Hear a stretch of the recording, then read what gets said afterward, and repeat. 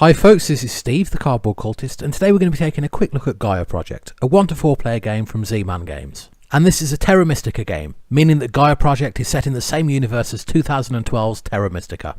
As a result, Gaia Project shares a lot of gameplay similarities. So for this video, I'll talk a little bit about the basics of the game, but I mostly want to focus on the changes that Gaia Project brings.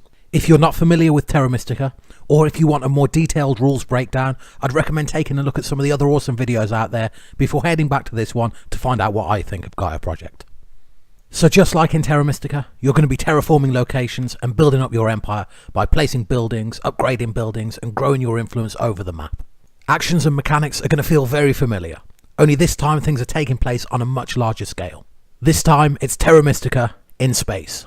But thankfully, Gaia Project is so much more than just a simple reskin of the original game. Small adjustments to gameplay and setup make everything run a little bit cleaner and feel a little more concise. Turns and rounds still play out in the same way, but individual elements now feel a little less independent of each other, and everything is tied together more cleanly. Now that's not to say this is going to be any easier for new players to pick up. In fact, there are some additional rules thrown in that add to the learning curve. So if you found Terra Mystica too heavy, or it didn't suit your gaming style, it's unlikely that Gaia Project is going to be streamlined to a point that changes your mind. That said, if you invest the time in getting to grips with this one, you're going to be rewarded with some fantastic gameplay. So let's start looking at some of the big changes that Gaia Project is bringing to the table.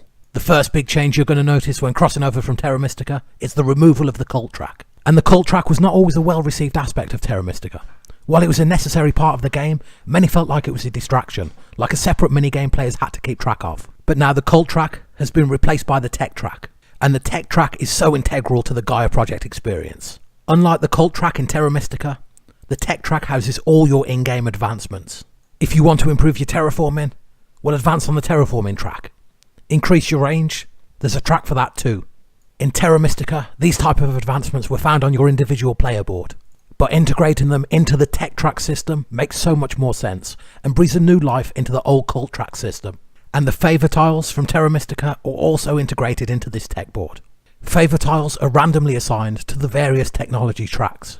And when you gain a tech tile, you'll advance in the track that that tile is allocated to. So it's no longer as simple as just building a temple and grabbing your favourite favour tile. And it's just a really cool way of stopping players running tried and tested strategies. You really have to think about every action in Gaia Project. In Terra Mystica, we kinda knew which tiles were strongest for our situation, and we could claim them with relative impunity. But now, if the tile isn't tied to the track we want to advance in, it's going to give us a real headache. So what else is new? Gaia Project also introduces a couple of new terrain types, and these are Gaia planets and trans-dim planets. Gaia planets are planets that players can terraform without the usual terraforming costs. Meanwhile, trans-dim planets can only be built on if they're first converted into Gaia planets. And this process takes place over 2 rounds. First, you have to place a Gaia former on a trans-dim planet, and there's a tech track that will help with that. Then, in the following round, it becomes a Gaia planet that only you have access to. Now I'm sure it all sounds a little bit complicated, and to be honest, it kind of is. But essentially, Gaia planets and trans-dim planets are just wildcards or jokers. Once you get to grips with the process, they're really cool additions to the game, and colonising Gaia planets often crops up on round bonus tiles and endgame scoring. And since we've touched on endgame scoring, it's probably worth looking at how things have changed there too. So instead of simply scoring for largest connected area, there's going to be specific endgame goals. And these are things like having the most buildings, or being present on the most sectors of the map, or like I mentioned before, having colonised the most Gaia planets. Each game you'll be picking 2 endgame tiles from a stack of I think 6, and it will inform how you play the game and what you prioritise. And it's just another way to keep things feeling fresh and mix things up. And while we're talking about keeping things fresh and mixing games up, let's talk about the modular game board. This modular setup adds a ton of flexibility and keeps replay value high. It not only makes us think about our initial setup when placing mines, it also keeps things feeling tight and claustrophobic during 2-player games. And unlike in Terra Mystica, we're much less likely to hit those favourite setup spots for our race. We're going to have to think a little more, considering both endgame tiles and board texture before placing. And hopefully by now you're starting to see that all these changes are going to add a little bit of extra depth and variety to your Gaia Project games.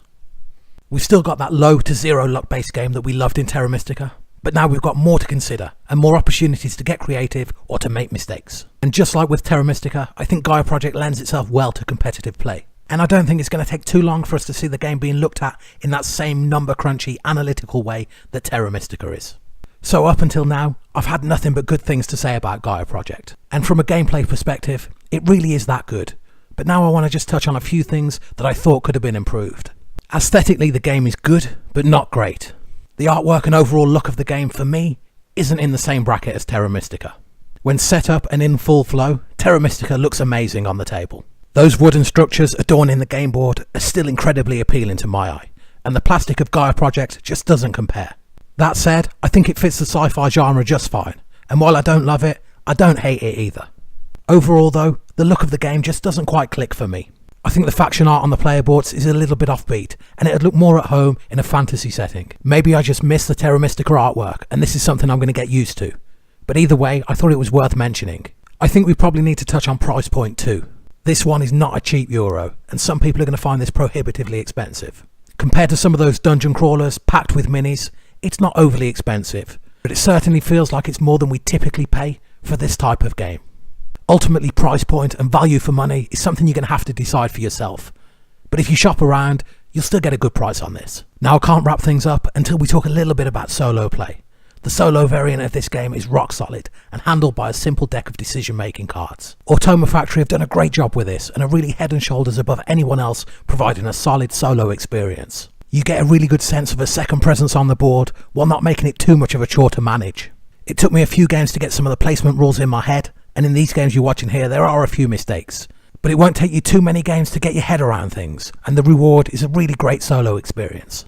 Overall, Gaia Project is a phenomenal game, and as a huge Terra Mystica fan, it's great to see Terra Mystica modernised and refreshed. It's going to take many more plays before I can fully decide if this one can replace Terra Mystica, but it's certainly a step in the right direction. So until next time, take care and thanks for watching.